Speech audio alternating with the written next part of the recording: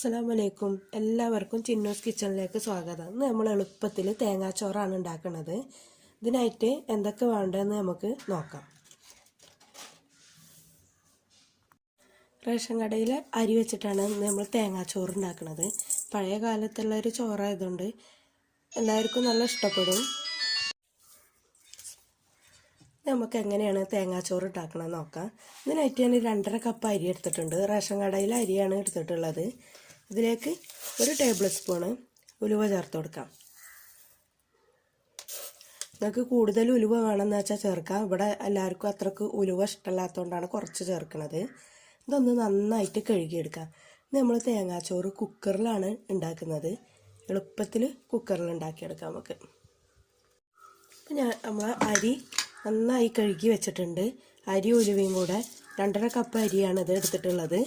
പിന്നെ ഇത് നല്ലോണം ഒന്ന് ചേറി പെറുക്കി വൃത്തിയാക്കണം. അരിയിൽ എന്തെങ്കിലും നെല്ലോ എന്തെങ്കിലും ഉണ്ടെന്ന് വെച്ചാൽ നോക്കി ഒഴിവാക്കി ക്ലീൻ ആക്കിയിട്ട് വേണം കഴുകിയെടുക്കാൻ വേണ്ടിയിട്ട്.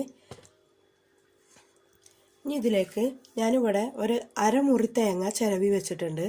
ഇത് ഇതിലേക്ക് ചേർത്ത് കൊടുക്കാം.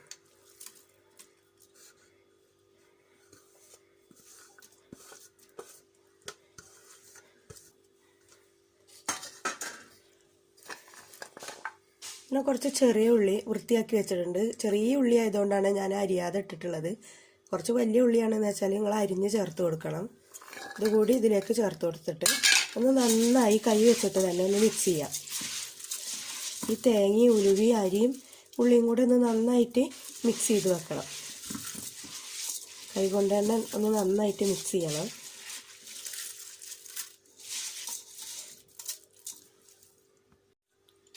ഞാനൊരു ഫ്ലേവറിന് വേണ്ടിയിട്ട് സ്പെഷ്യലായിട്ട് ഇതിലേക്ക് ചേർക്കുന്നത് കുറച്ച് പെരുംജീരകമാണ്. ഇങ്ങനെ പെരുംജീരകം ചേർത്തിട്ടുണ്ടെങ്കിൽ നല്ലൊരു ഫ്ലേവറാണ് നമ്മളെ തേങ്ങാച്ചോറിന്. ഇതും കൂടെ ചേർത്തിട്ട് ഒന്ന് നന്നായിട്ട് മിക്സ് ചെയ്തെടുക്കാം. നിങ്ങൾക്ക് ഇഷ്ടമല്ലെന്ന് വെച്ചാൽ ഇത് ഒഴിവാക്കാം. ഇവിടെ എൻ്റെ വല്യമ്മയൊക്കെ ഉണ്ടായിരുന്ന കാലത്ത് ഇങ്ങനെ ചേർത്തിട്ടായിരുന്നു തേങ്ങാച്ചോറ് വെച്ചിട്ടുണ്ടായിരുന്നത്. നല്ല ടേസ്റ്റ് ഉണ്ടായിരുന്നു അങ്ങനെ വെച്ച് കഴിഞ്ഞാൽ. ഇനി നമ്മൾ 2.5 കപ്പ് അരിയാണല്ലോ അരി എടുത്തിട്ടുള്ളത്.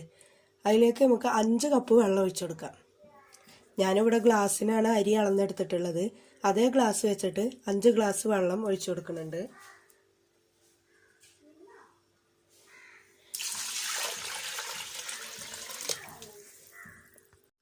ഇനി ഇതിലേക്ക് ആവശ്യത്തിനുള്ള ഉപ്പ് ചേർത്ത് കൊടുക്കാം. ഇപ്പോൾ കൈകൊണ്ട് തിരുമ്മിയതുകൊണ്ടാണ് ആ തേങ്ങേൻ്റെ പാലൊക്കെ ഈ വെള്ളത്തിൽ മിക്സായിട്ട് നല്ല വെള്ള കളറായി വന്നിട്ടുണ്ട്.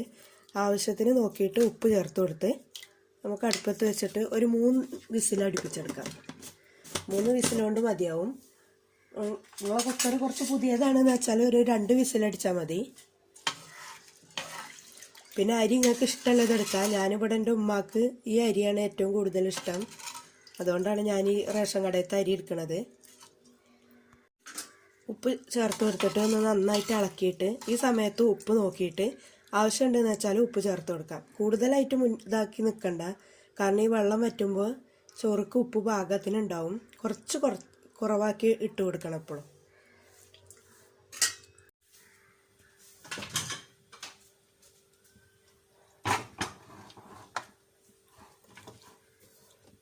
നമ്മൾ കുക്കർ അടുപ്പത്ത് വെച്ചിട്ടുണ്ട്. ഇനി ഒരു 3 വിസിൽ കഴിഞ്ഞ ശേഷം നമുക്ക് തണുത്തതിന് ശേഷം തുറന്ന് നോക്കാം. കുക്കർ ഓഫാക്കി വെച്ചിട്ടുണ്ട്. ഇതിൻ്റെ വിസിലിൻ്റെ ആവിയൊക്കെ പോയതിന് ശേഷം നമുക്ക് തുറന്ന് നോക്കാം.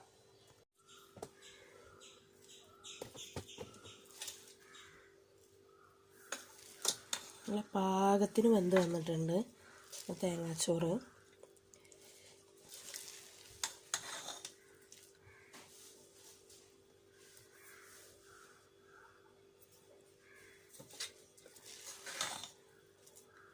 കട്ടൊന്നും കട്ടാതെ